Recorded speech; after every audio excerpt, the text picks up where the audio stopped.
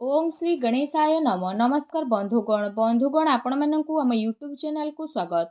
बंधुगण आज भिडियो रे आमे जानिबा 6 तारिखर दिनटी आपणकर किपरि साब्यस्त हेबो कि ए दिन आपणक पई किपरि साब्यस्त हेबो ता सहित केउ केउ क्षेत्र रे आपणकु फायदा मिलिबो केउ सबु जिनिस रे आपणकु सावधानियता अवलंबन करिबा पई पड़िबो आपणकर लव लाइफ किपरि रहिबो कैरियर किपरि रहिबो बिजनेस आउ व्यापार किपरि रहिबो ता सहित स्वास्थ्यर महत्वपूर्ण इनफॉरमेशन आमे आपण मानकु कहबू आ वीडियो शेष रे आमे गोटे उपाय विषय मध्ये कहबू जहा द्वारा आपण आजिर दिन को आहुरी अधिक शुभ और मंगलदायक बनै पारिबे।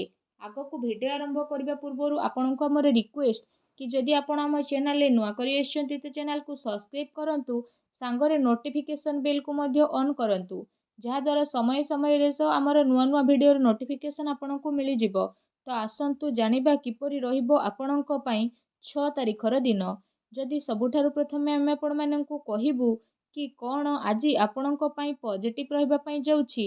जदि आमे आपण माननकु आजि कहिबू तो फ्रेंड्स आजि अचानक ही धन लाभ प्राप्तिर आपणक पई अनेक ही जोग बनु अछि आ आपणकर सब प्रॉब्लम मध्ये दूर होई जिवो। आपण आपणकर कर्म उपरे भरोसा रखी कि निजर काम कार्य को भल दिग देबारे प्रयास करिवे जहा पई समय अनुसारे आपणकु भल सफलता प्राप्ति मध्ये हेबो। ता सहित जदि कहिबा उन्नति संबंधित कोनोसी शुभ समाचार मध्ये आज आपणकु प्राप्ति हेबो। आध्यात्मिक क्षेत्र रे जड़ित कोनोसी अनुभवी व्यक्तिर सानिध्य मध्ये आपणकु प्राप्त हेबो। विद्यार्थी निजर लक्ष्य प्रति एकाग्र चित्त मध्ये रहिबे तथा तार परिणाम मध्ये सेमानंकु उचित प्राप्ति हेबो। ता सहित जदि कहिबा जेउ कार्य पूर्व किछि समय आपणकर अटकी रहितिला होई पारु नथिला से सबु कार्य पूरा हेबार विशेष भाବରେ जोग बनुछि। आपणकर योग्यता एवं प्रतिभा को सुनी लोक माने आपणक सामना को आसीबे निज प्रतिभा रे आपण सफलता आपणकु विजयता प्राप्त करिवो। आपण आपणकर दिनचर्यार विशेष भाବରେ अवलोकन करिवे जहा द्वारा आपणकर व्यक्तित्व रे आश्चर्यजनक निखार देखिबा पई मिलिबो। संतानकर शिक्षा एवं कैरियर आदि संबंधित बड़ परिणाम मध्ये आज आपणकु प्राप्त हेबो। विद्यार्थी को पाठ पढ़ा एवं कैरियर संबंधित समस्यार समाधान हेबो जहा द्वारा सबु स्थिति आपणकु खुशी अनुभव हेबो। आपण निजर कौशल क्षमतार भरपूर व्यवहार मध्ये करि नेबे। बड़ वृद्धंकर आशीर्वाद पैतृक कृपा आपणक उपरे विशेष भाବରେ बनि रहिबो। स्वास्थ्य रे सुधारता आसीबा कारणरू आपण आपणक भितरे नुआ ऊर्जा को अनुभव करिवे आ आपण आत्मविश्वासर सहित निज कार्य प्रति ध्यान देबा स्टार्ट करि देबे। कोनोसी संपर्कित संबंधित कोनोसी शुभ समाचार मिलबा कारणरू मनरे प्रफुल्लता रहिबो। एहा सहित जदि कहिबा आपण समस्ते व्यवहार कुशल हेबे आ आपण बुद्धिमता एवं हुशियारी रे सबु कार्य को आपण पूरा मध्य करि नेबे जहा पई आपणकु काफी खुशीर अनुभव मध्य हेबो। फ्रेंड्स आसंतु जानिबा आज आपणक पई कोन नेगेटिव रहिबो। आज सामाजिक मान सम्मान प्राप्ति हेबार विशेष भाବରେ संभावना बनुछि सेथिपई कोनोसी कार्य को स्थिरता और गंभीरता पूर्वक आपण करंतु जहा द्वारा आपणकु सफलता और सम्मान निहाती भाବରେ प्राप्त हेबो। सबु संबंधक सह संबंध खराब हेबार संभावना मध्य बनुछि। धन संचय करिबार आपण प्रयास विफल मध्य होई पारे तेणु सावधान रुहतु। एहा सहित आर्थिक मामला रे सावधानता अवलंबन करिबार आवश्यकता रहिछि। भाईଙ୍କ सह संपत्ति रे बटवार संबंधित स्थिति मध्य आपणक पई बनु अछि। ता सहित आपसिक संबंध को आदौ भी बिगाड़िबा को दियंतु नाही। युवा वर्ग निजर कैरियर सहित कोनोसी प्रकारर समझौता आदौ करंतु नाही। एहा सहित ए दिन रे आपणक क्रोध आक्रोश उपरे काबू रखिबार आवश्यकता रहिछि। केतेक थर अति उत्साह बा तत्वरे बना जाइथिबा खेल आपणकर बिगिड़ी जाई पारे जेउथि पारिवारिक सुख शांति आपणकर प्रभावित हेबो। निजर लक्ष्य प्रति कड़ा नजर रखिबा आपणक पई अति आवश्यक रहिछि। एहा सहित अजणा एवं अपरिचित व्यक्तिଙ୍କ द्वारा व्यवहार आ लेणदेण रे सावधानता रखिबा आपणक पई बहुत भल रहिबो। आपण कोनोसी षडयंत्रर भी शिकार होई पारती सेथिपई भल एहा रहिबो कि आपण भूल लोकर संगति ठारू दूरी की रुहंतु।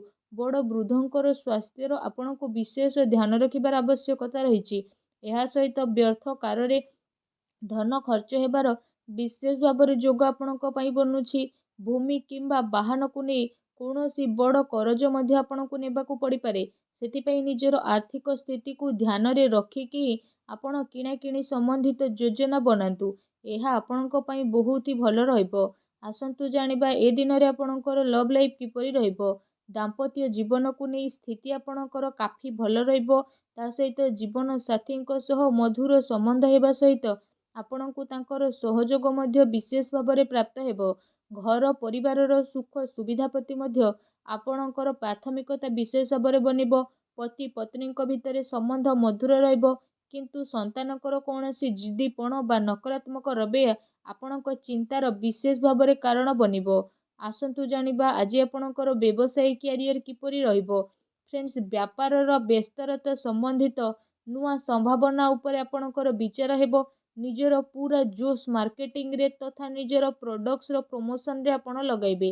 ଚାକିରିରେ ଉଚ୍ଚ ଅଧିକାରୀ ଆପଣଙ୍କ କାର୍ଯ୍ୟରେ ସନ୍ତୁଷ୍ଟି ରହିବେ, ଆଉ ସହକର୍ମୀଙ୍କର ଆପଣଙ୍କୁ ସହଯୋଗ ମଧ୍ୟ ପ୍ରାପ୍ତ ହେବ। ଏହା ସହିତ କାର୍ଯ୍ୟ ବିସ୍ତାରତାର ଯୋଜନା ସମ୍ପୂର୍ଣ୍ଣ ରୂପରେ ସ୍ଥିତିରେ କାବୁ ଆସିବ, ଆଉ ସେ କାବୁରେ ଆପଣ ଆଗକୁ ବଢ଼ିବେ। ଏହା ସହିତ ଚାକିରିରେ ହାଲକା ଫୁଲକା ପ୍ରୋବ୍ଲେମ୍ ମଧ୍ୟ ଆପଣଙ୍କୁ ଆସିବ, କିନ୍ତୁ ଆପଣ ନିଜର ବୁଦ୍ଧିମତ୍ତା ଆଉ ବିବେକର ସହ ସବୁ ପ୍ରୋବ୍ଲେମର ଉତ୍ତର ମଧ୍ୟ ବହୁତ ହିଁ ଶାନ୍ତିପୂର୍ଣ୍ଣ ରୂପରେ ବାହାର ମଧ୍ୟ କରିନେବେ। ଏହାଦ୍ୱାରା କୌଣସି ବଡ଼ ଅଧିକାରୀ ବା ରାଜନୀତି ବ୍ୟକ୍ତିଙ୍କ ସହ ଆପଣଙ୍କ ସାକ୍ଷାତ କାରଣରୁ ଆପଣଙ୍କ କାର୍ଯ୍ୟ ବହୁତ ହି ଆସାନୀରେ ବନିଯିବ।